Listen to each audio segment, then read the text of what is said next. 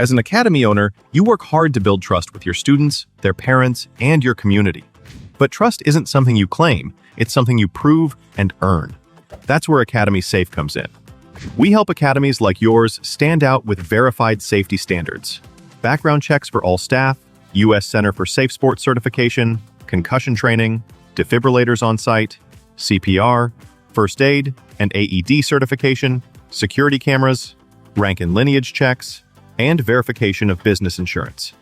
Join the trusted martial arts registry that's redefining safety throughout North America. Lead by example. Show parents you're accredited with Academy Safe.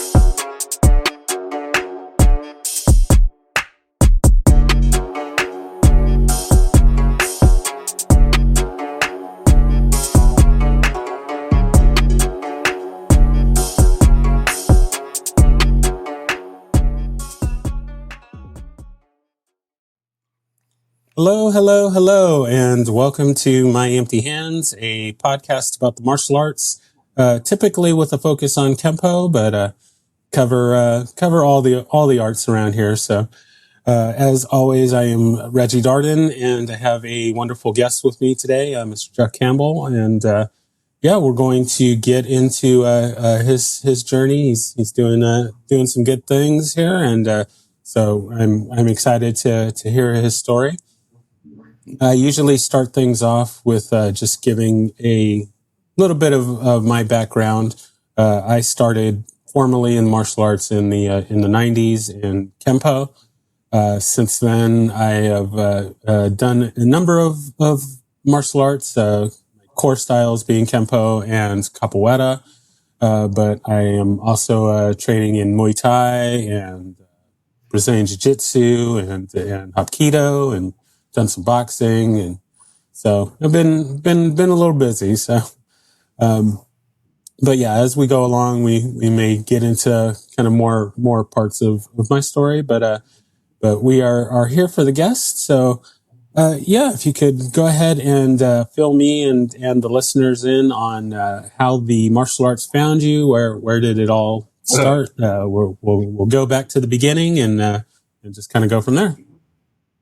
Yeah, so my name's Jeff Campbell, and I'm a 70s kid. So the whole kung fu craze, Bruce Lee, Jimmy Wang Yu, all those movies, and the kung fu TV show, and got caught up in that and lived in a rural area. So just kind of started doing stuff from books and magazines, The first school I went to was I'm originally from Georgia. The first school I went to was a Kim Brothers Taekwondo school. And didn't really like it, which doesn't mean it's bad. It means I didn't like it. There's something out there for everybody. And right across the street, they opened a karate studio. And Mr. Kadner was a Vietnam veteran. Marietta, Georgia policeman, and he was Shotokan based, but he added stuff. We did some judo, boxing, and he taught us a lot of wrist locks and joint locks from being a policeman. And so then I guess, you grow up and go in the work world, and didn't train for a while through the 80s, but then early 90s, I went to, I heard about Muay Thai, and Master Chai was doing a seminar at Francis Fong's, and I went to that, being a karate guy and some boxing, it still kind of changed my attitude about everything. So I really got involved with kind of the Danny Nosano family, a lot of Muay Thai, Kali, Jeet Kune Do concepts, that whole world for a really long time, and tried a little bit of everything, did Silat, did Sabat, going up into the early 2000s, I did BJJ with Ricardo Miguel, who still has a school in Atlanta, and yeah, just did everything. So fun times. Went back to college, got my degree, and really got into work, and basically solo trained at home, whether boxing, shadow boxing, collie sticks, and then when I retired, I really wanted to get back into it, and just searching the net, I found Rocksteady Boxing, which is a boxing program for people with Parkinson's. And I found a Parkinson's Center. I'm in Fort Worth over in Hurst. And I'm like, yeah, I can hold mitts. I know how to hold mitts. So then we just started adding stuff. So now basically have a kickboxing program, a Filipino martial arts program, and a karate program. Kind of got away from karate because I guess I can give a history lesson. When we're in my generation, that 95 to about 2005, we were really kind of moving away from karate. Didn't want to wear the uniform, didn't want to wear the black belt. You do JKD and Kali and all that stuff. You're just wearing sweats and t-shirts, training like crazy. And, but you learn a lot of stuff. And so it's very funny now that the, karate has come back to me, because karate is so good for people with Parkinson's because of that big wide stance and those reverse punches, extending the arms. So I still explore and like to learn stuff, but my whole focus is trying to help people, whether they're in a senior center or they have Parkinson's or some other disability. That's kind of where my focus is right now. Gotcha. Very nice. Now, to kind of just run back on the when you started at that first Taekwondo school, what would you say was kind of the reason it didn't really gel for you? Was it just that the curriculum, or was it the teacher? Or? I think it was. Well, it's a long time ago, probably before you were born. For me, the kicks. There's more emphasis on kicks, where Shotokan has more emphasis on punching. And also, that's another thing. That was the era when full contact karate started. And so, Bill Wallace and Jeff Smith and Ross Scott and Joe Lewis all started full contact karate. Well, they kind of changed their punching to boxing punches. So being in an American karate program with Mr. Cadner really appealed to me. We did less kata than a traditional Shotokan, but we sparred a lot and sparred pretty hard. So it just appealed to me more. And like I said, it's not whether it's right or wrong. I mean, people are different. I mean, our body types are different, and I think that's, you gotta go your own way, and what appeals to you and what works for you and your body type. Exactly. Yeah, it sounds like your Shotokan teacher, your karate teacher, is kind of progressive for a Shotokan school, at least as far as I'm familiar with it. He was kind of having some of that cross training with the joint locks and various things.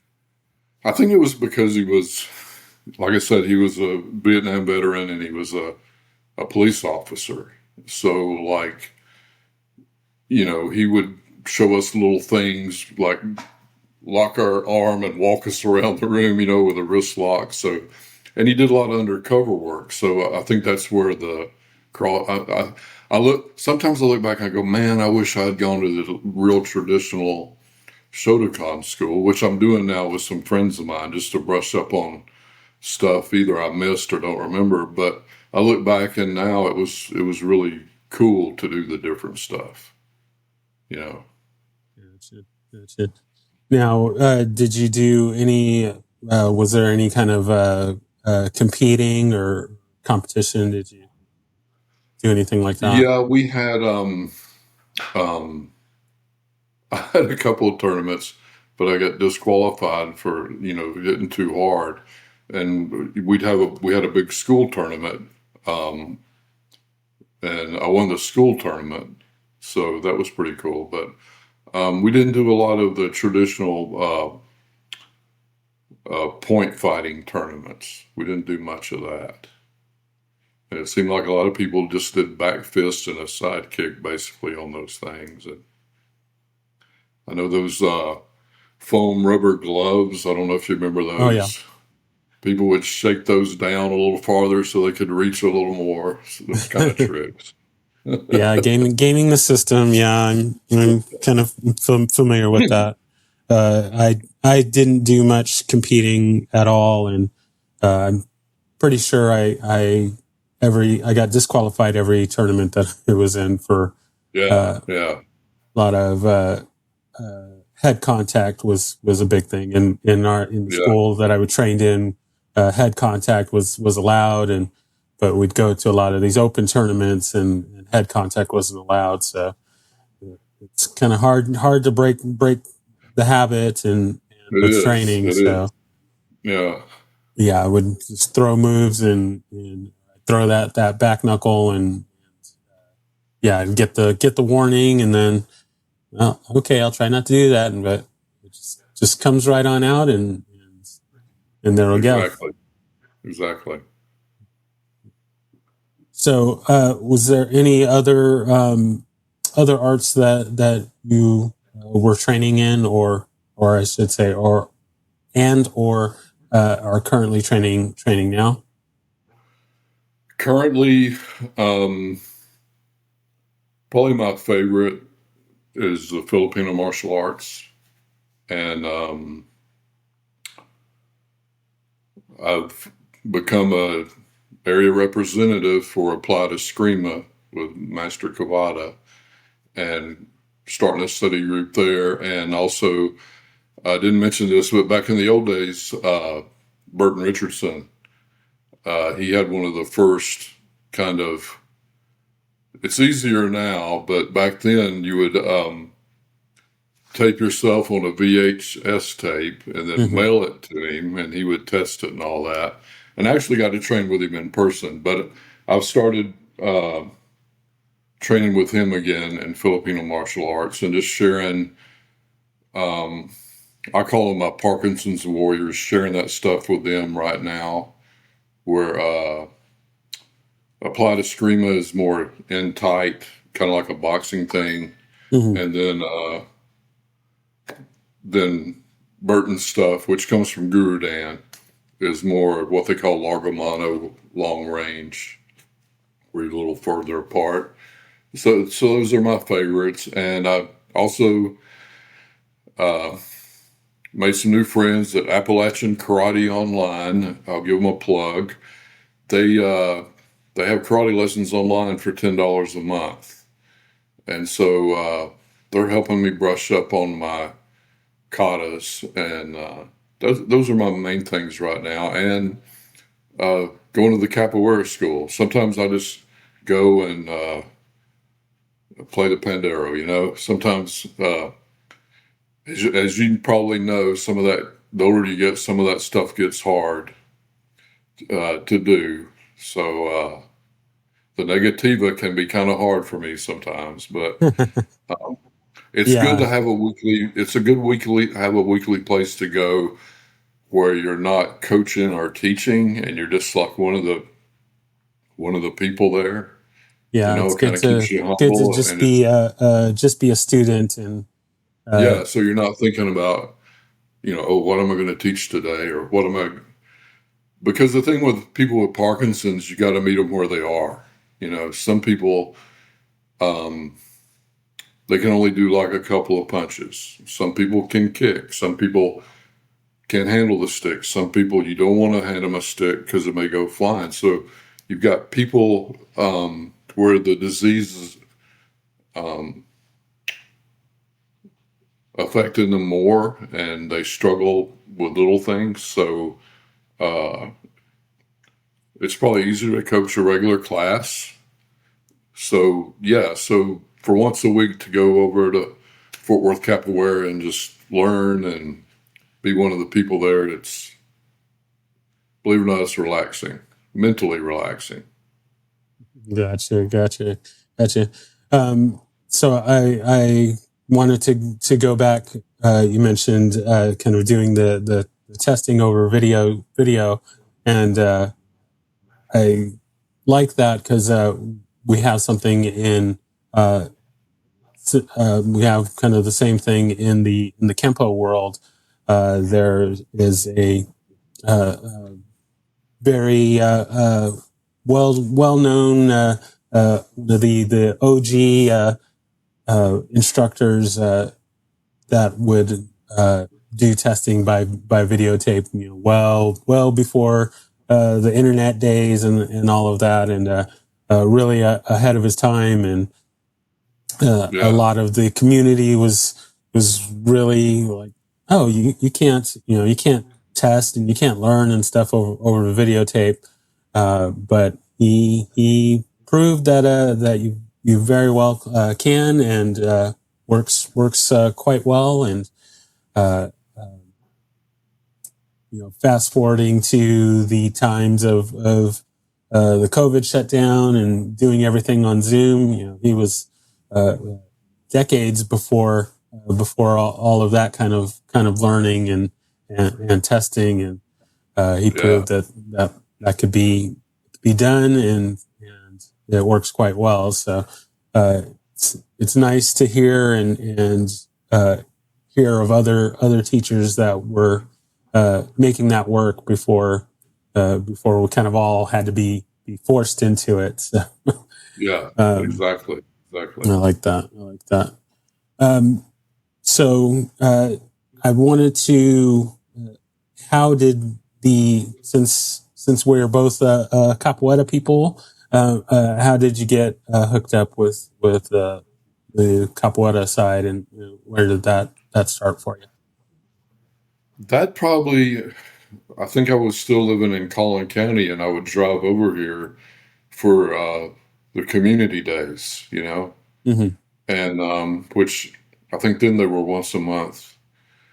Um, my undergrad is in heritage resources, so I'm fascinated with culture, and that's probably one of the reasons I love the Filipino martial arts. I learned so much about their history and the belief system and what the symbolism means, and capoeira has a ton of that. I told somebody that capoeira is kind of like going to college, because you're learning a martial art, you're getting fitness. Um, Makulele, you learn to dance, you're learning a foreign language, you're learning history, social studies. You got a lot in there, and so there's a lot to. I'm a person who'll read everything. I have an incredible martial arts book collection. I was like, I want to do this if I ever have the opportunity to. I want to check this out. Excuse me. So, yeah, it's fascinating, and even the Jenga. I use the Jenga for a warm up with my Parkinson's people sometimes because it really gets them to move and get. One thing with Parkinson's people will stand with their feet close together.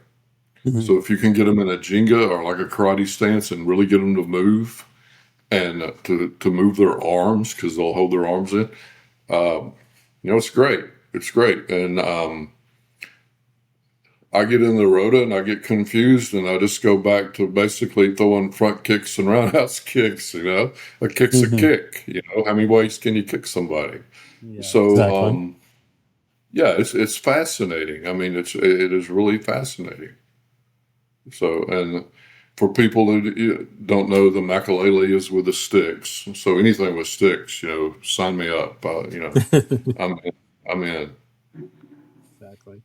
Yeah, that's one of the things. At least I've done a kind of a little bit of the Filipino martial arts, and um, there are I see a lot of similarities in some of the movement patterns and things like that that are uh, very similar to some of the movements and footwork in capoeira. So it's nice. It's a nice kind of connection. It's being in these different arts.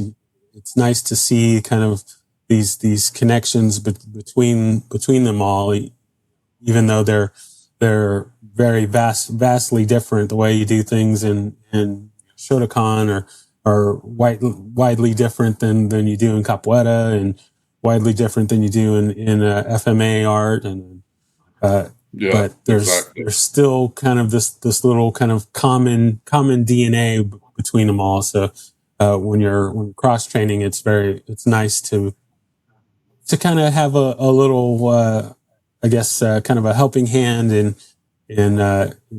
the training and picking up the different styles. I can um, relate to how when you filling in the gaps. So when I started capoeira and I kind of got thrusted into the teaching side of it, uh, I didn't really have a lot of experience in capoeira at that time, but I did have a few years of karate under my belt. So when I would kind of be leading the class, I would just fill in anything I didn't know with the karate pieces. So we're in a Yeah, capoeira yeah, class, but I'm doing karate kicking drills and things like that. But yeah. fortunately, I didn't get found out. So yeah, I can see how where the filling in the gaps comes in handy. I like that. So so working with Parkinson's patients, are I guess did you have much teaching teaching just normal students before you got into that part of it, or Yeah, as a matter of fact, I mean, one of the things, and I'm going to go way back to Mr. Kedner again, who I consider my first major instructor. When I got the brown belt, he made me an assistant instructor, and I was like 17 and highly introverted. Just wanted to fight people, you know. So he says, he goes, this is part. I go, I don't really want to be an assistant. And he goes, well, this is part of it. You're a brown belt now. You got to start teaching people. So I taught there, and the other thing is, and again, all these arts are different. One of my main, I got a crazy cat over here. oh, One no of my problem. main Filipino martial arts teachers there in the late '90s, early 2000s. It was not like karate where okay, you're a yellow belt, you're an orange, you move up the belts. It's kind of like teacher and students. And then like one day he said, you show them this, and there was no official paper that you're an assistant instructor. You start teaching them. Or, I'm not going to be here, so you and Chris are going to teach next week. And you're like, really? So, and also, and other things I've taught ukulele and guitar. In the past, I've taught guitar at the Fort Worth Library, some guitar classes. So yeah, there's kind of and I just think it's important when you when all of us learn these things and have this skill set to pass it on and help people just improve their quality of life and just their attitude, like, hey, I can do this. I mean, I love teaching people. I just love it when they. Today we had pretty much with Filipino arts with the sticks. I'm usually partnering with one of them, and I have two ladies today who finally did a little drill with each other. And it's just like that made my day. That's like, I was so happy they didn't do me. And then at the end of class or the end of it's basically a circuit training thing. And I said, hey, let's have show and tell. And they got out there and did their 4 count, their high, high, high, high, low, low, low, low drill. And, it's super rewarding. It's just super rewarding, especially with people who are, they're, I'm sure like me, you've been injured before and you can't train, or you get a cold and you can't train. Well, these people have had something taken away from them, and for them to break out of it and be able to move around, and it's just super rewarding. I told people talk about,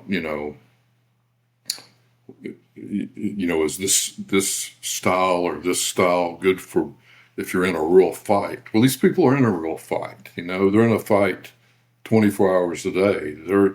Their opponent doesn't sleep, doesn't take a break. So it's just really rewarding for me. I just really love it. Yeah, I like that. It's interesting that this is, I would say that it's kind of a alternative treatment or activity. You wouldn't, or at least I wouldn't think,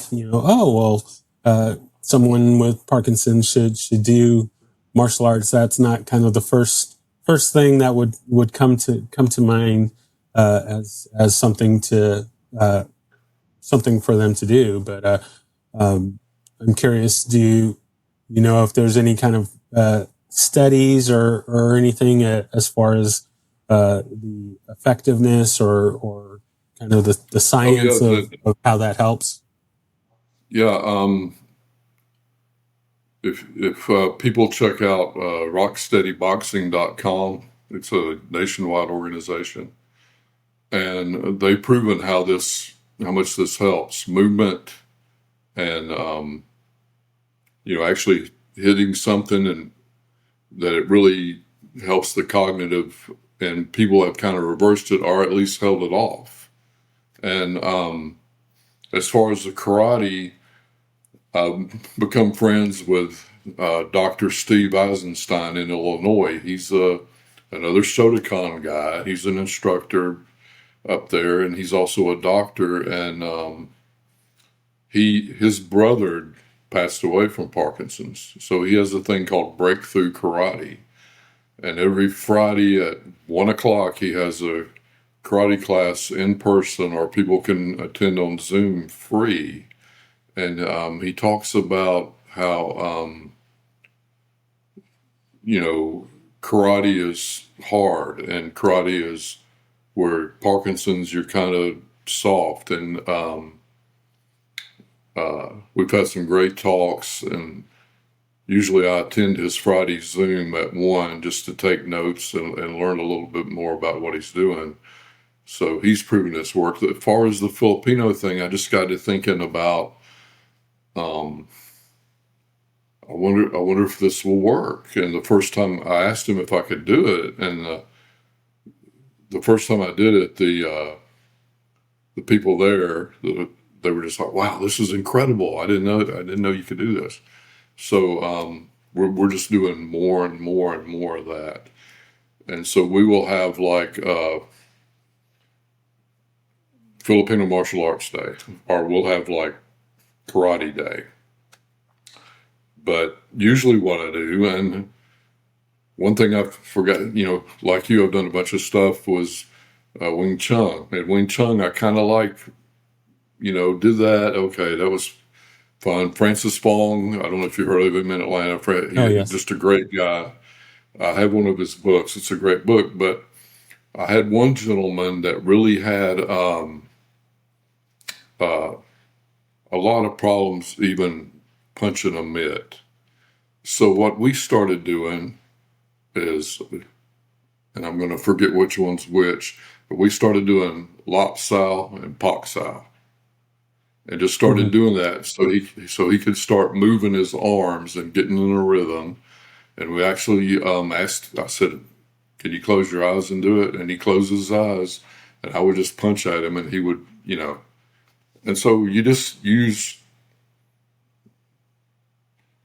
everything you know to help these people where they are. I can't. I've got a couple of people who are we're doing Muay Thai. They're doing knees, throwing their kicks, their elbows, their punches, but you can't expect that of everybody. So again, you just kind of meet people where they are. And the other thing is, I got my USA Boxing certification, and USA Boxing, their website gives you a lot of cool drills. They have a lean back drill where you stand and just try to touch the other person's shoulder and they lean back and all that.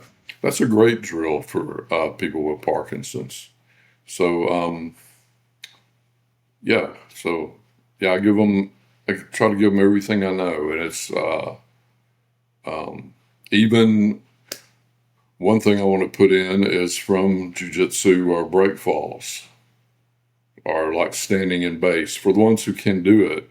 But definitely, I want to do forward and backward and side break falls because they fall a lot. They're not necessarily going to get in a fight, but they can walk out of the car and fall. So we want to start working on break falls too. So I think you can look at these different arts and say, well, let's do this. This is really going to help, or let's do this. So that's kind of my attitude with it. I like that. I'm a huge fan and cheerleader for learning falling. Uh, it is so important for everyone. Uh, Yeah. and I wish that, I mean, of course there are lots of schools and teachers out there that teach it.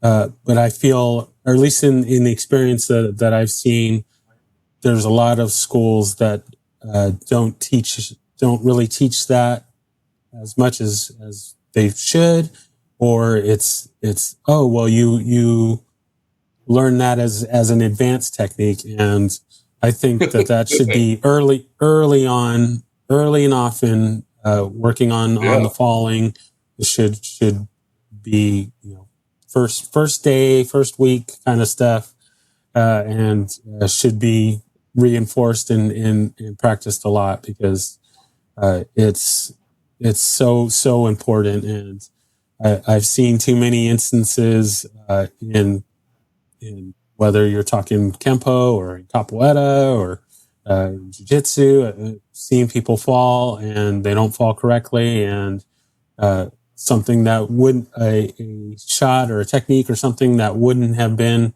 uh, a serious issue, if you don't fall right, that can turn into Yeah. something major real quick. So Yeah.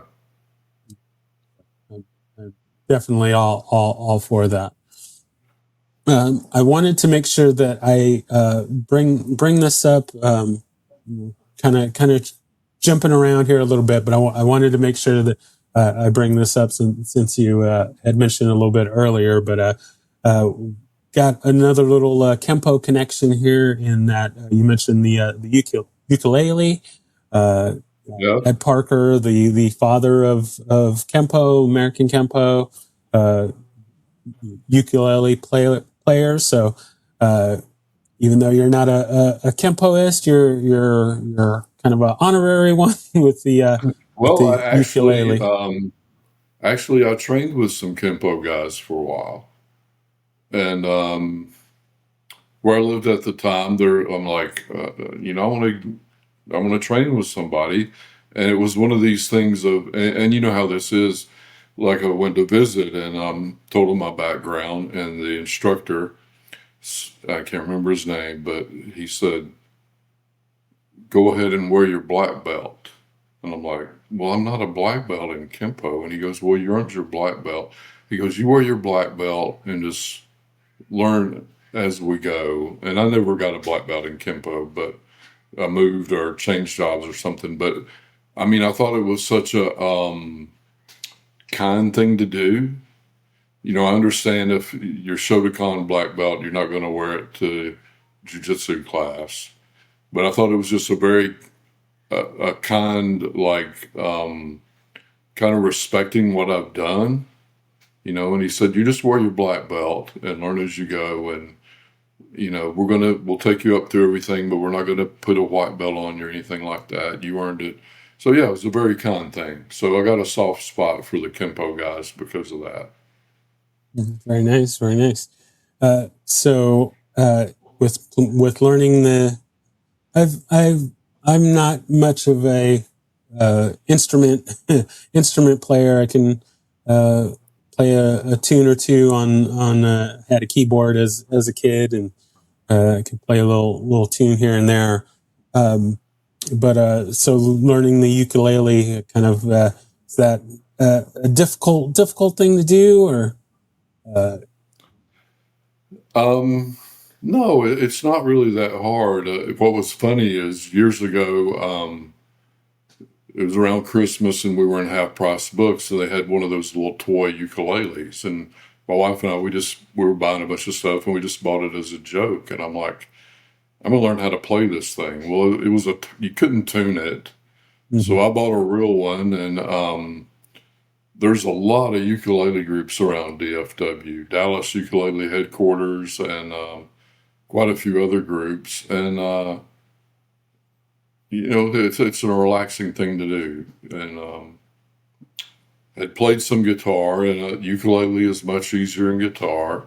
oh, 4 strings are easier than 6 strings, but yeah, it's a relaxing thing to do. yeah, that's good to know. As if I don't have enough to do already, I'll have to look into that, because I would like to learn an instrument and tap into that music side a little bit more. Maybe it Yeah, will get a help with my ukulele. capoeira side, Yeah, playing the yeah. instruments in capoeira. Uh, I need a little more music practice. So maybe taking up the ukulele will help with Yeah, like I've seen your Instagram. Like you need one more thing to do. that. Well, it's hard with just, there's so many things out there that it's just the It martial is. It arts is. and are just so exciting, and there's so much to learn, and of course we'll never learn it all in one lifetime, but it's like being at this great buffet of just That's all the true. Yeah, best foods. You just want to fill up your plate with everything. And with that's one me, thing. Back in Atlanta, and like I want to say this was from 99, 98 to 2002. There was a place called Obaki Fight School. And Obaki's real name was Tim Catalfo. He was a college wrestler at Syracuse University. And he missed out on the Olympics because of the 1980 boycott. I think that was 1980 when it was in Russia. But anyway, he opened this Obaki Fight School, and it was like 2 stories with all these rooms.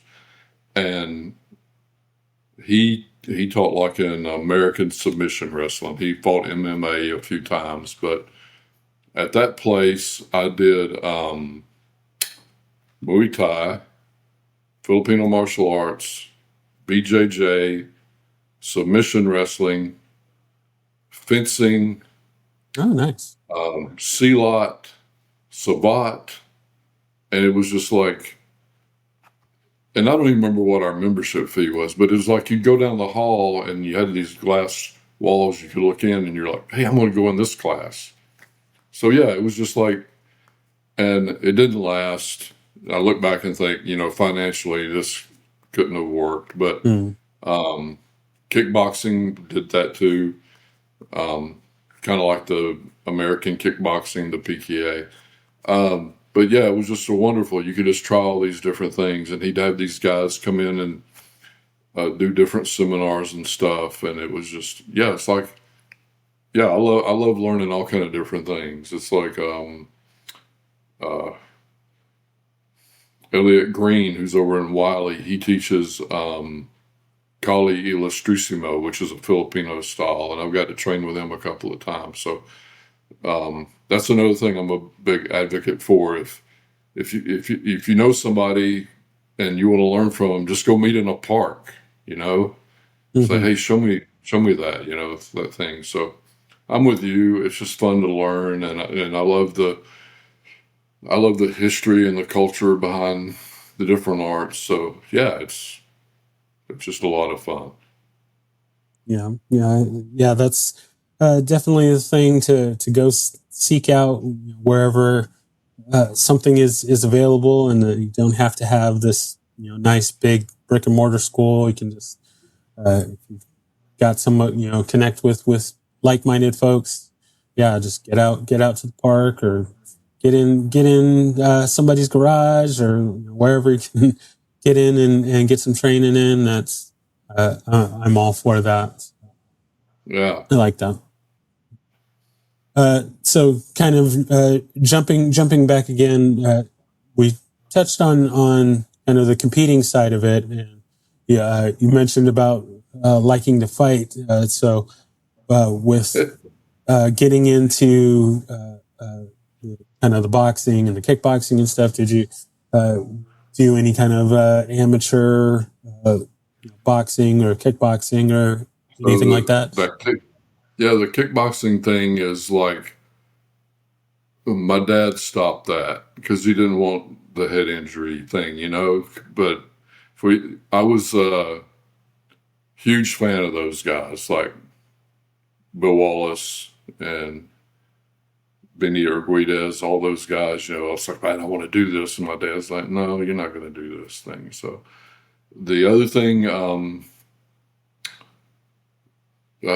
I have done stick fights before, and WCAF, where you wear the helmet and the pads, and 99 Southeast heavyweight champion, 1 year. So nice. Congrats. So that was a lot of fun, and we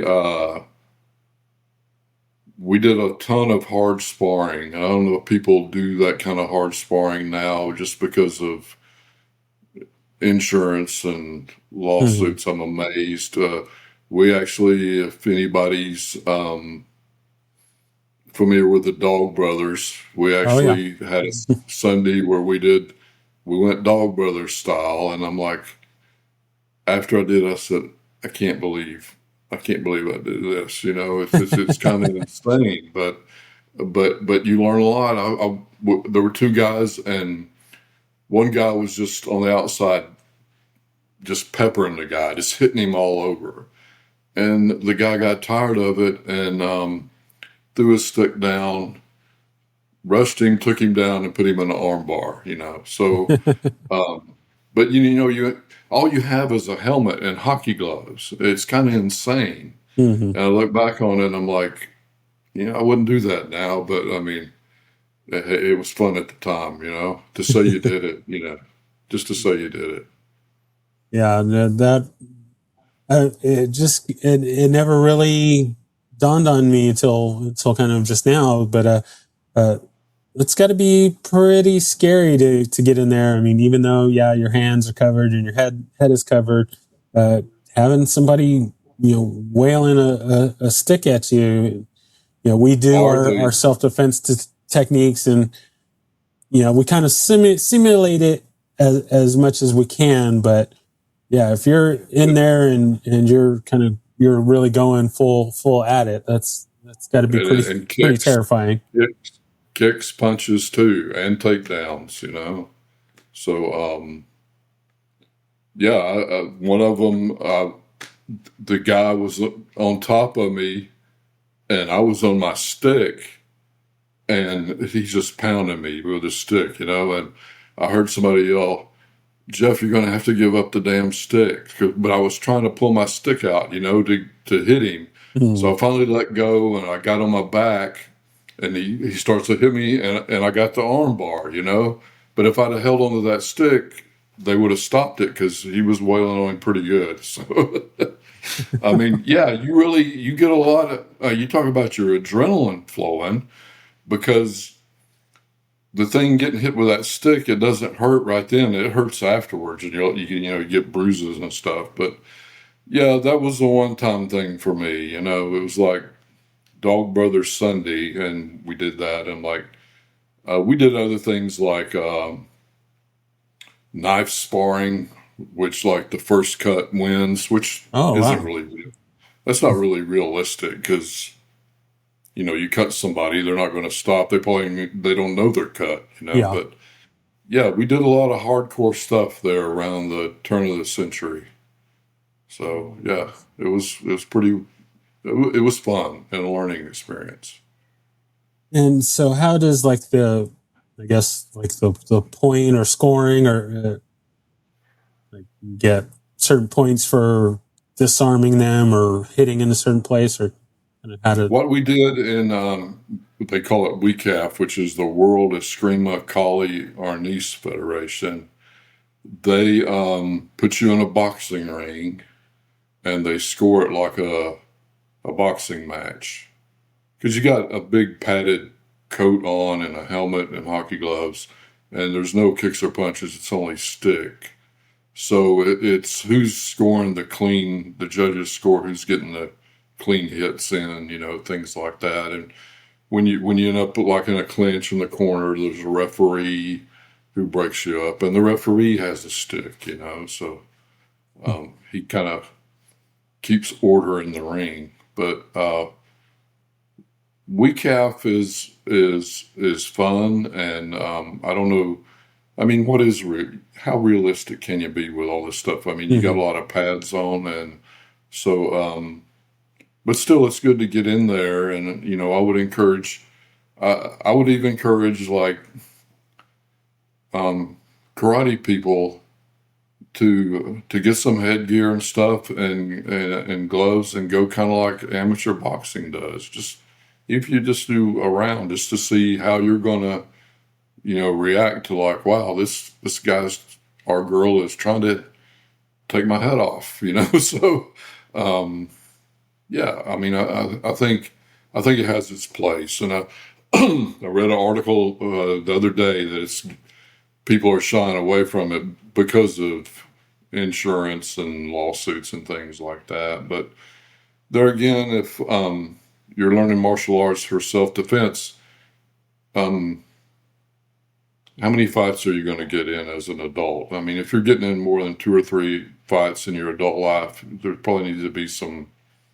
lifestyle changes. There's that yeah. laws of stupid. I can't. Don't do stupid things with stupid people at stupid times and stupid places.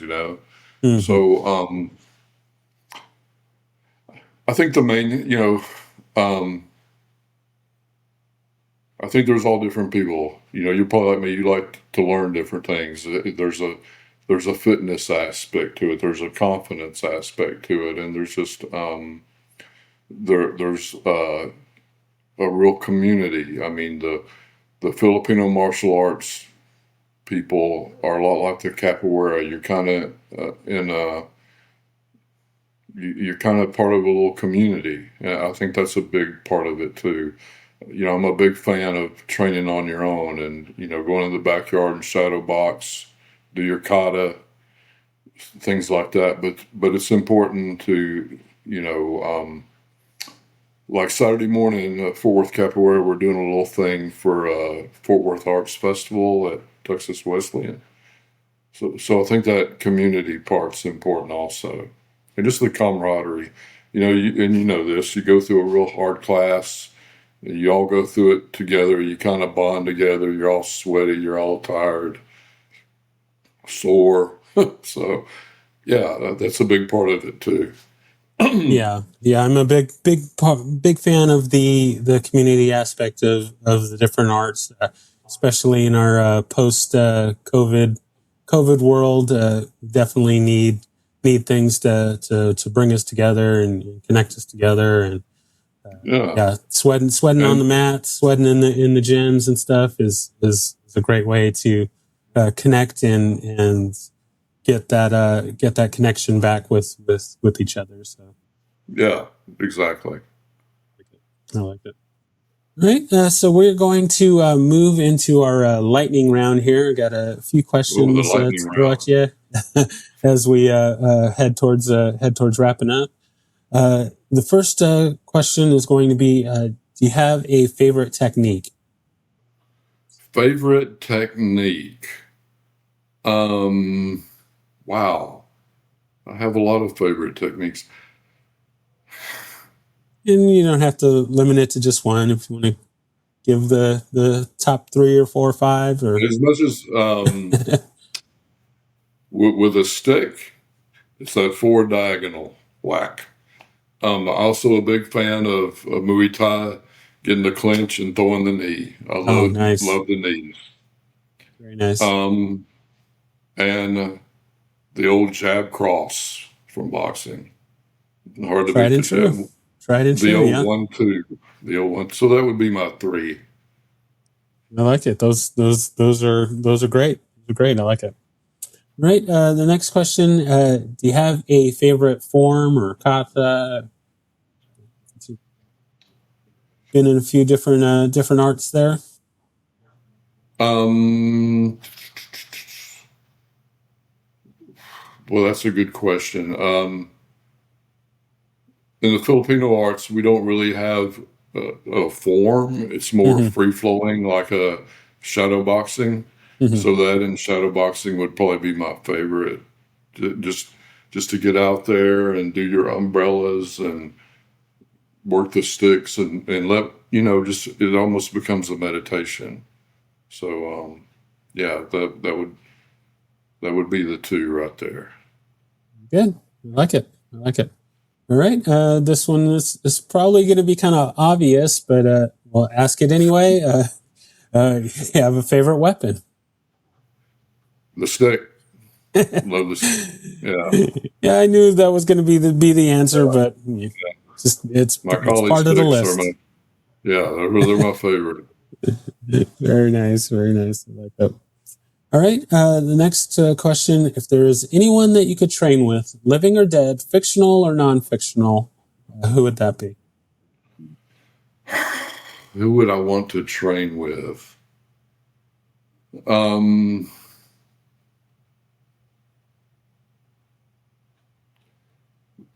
when I was a kid, I don't know why, but I was a huge Joe Frazier fan. Oh, So nice. although that he would probably destroy me, um, yeah, I'm going to say Smoking Joe. Yeah,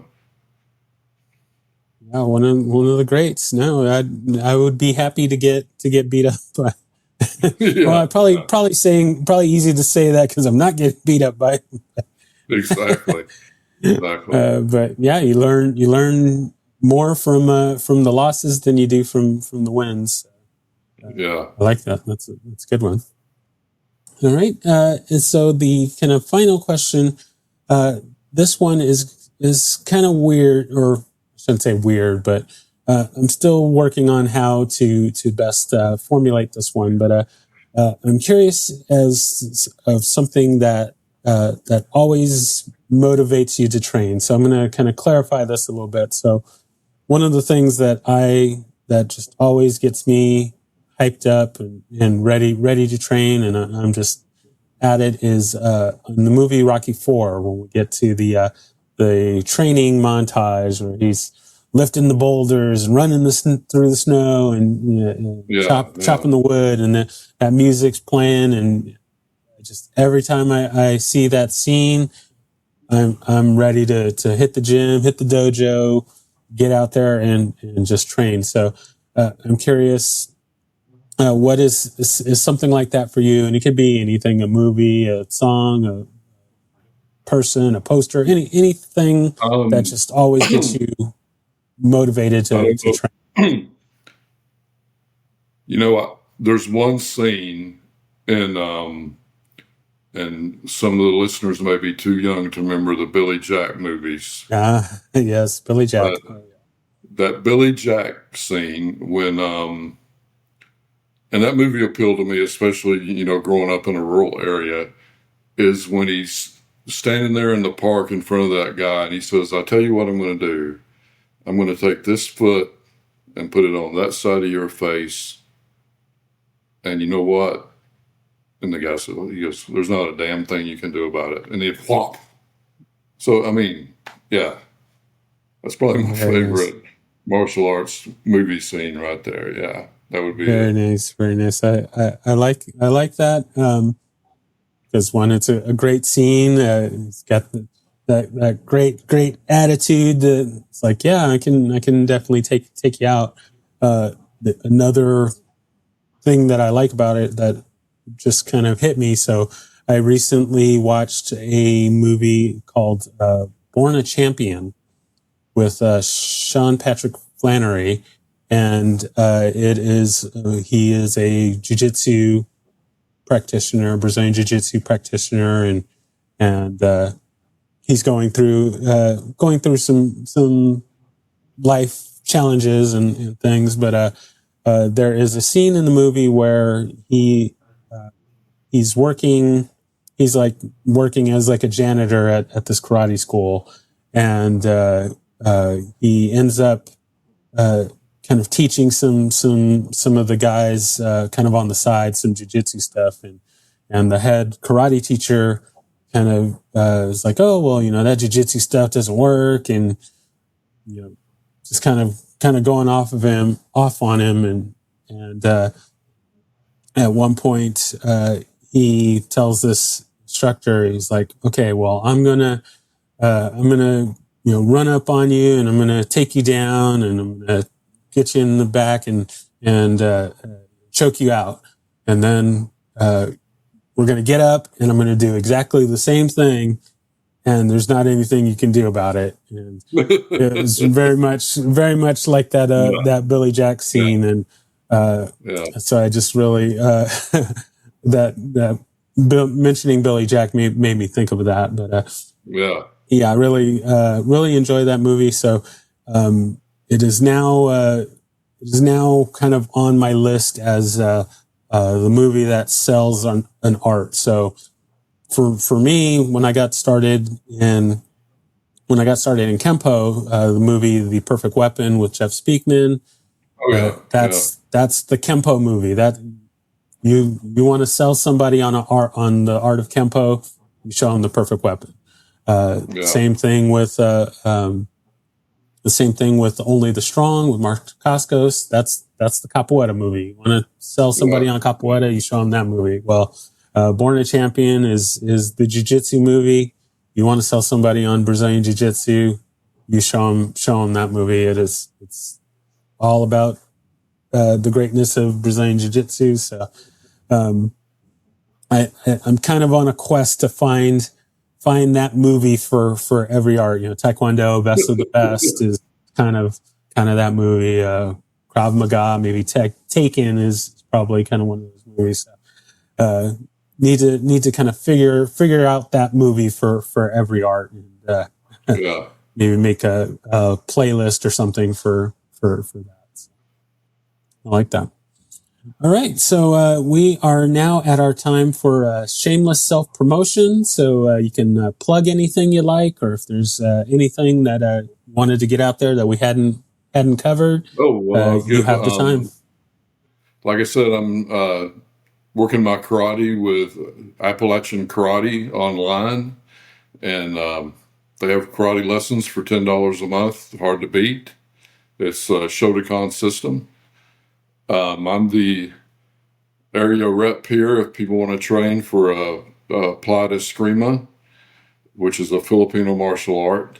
And I do most of my coaching at the Big Heart Center for Parkinson's Wellness over in the mid-cities. So that's kind of my three big things right there.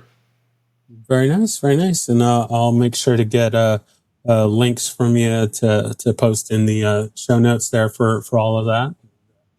Okay. Yeah, anybody can reach out and get involved with that. So, yeah, I thank you so much for taking the time to share your story. Oh, go ahead.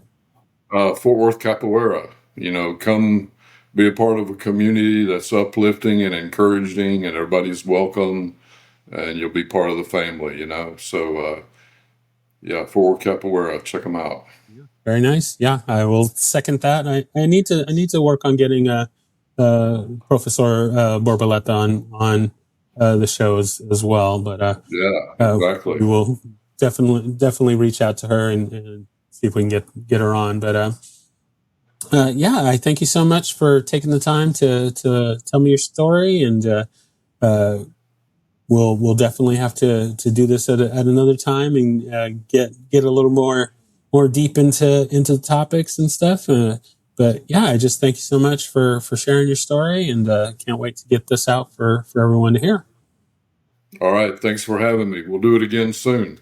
All right. Sounds good. Thank you so much. Thanks.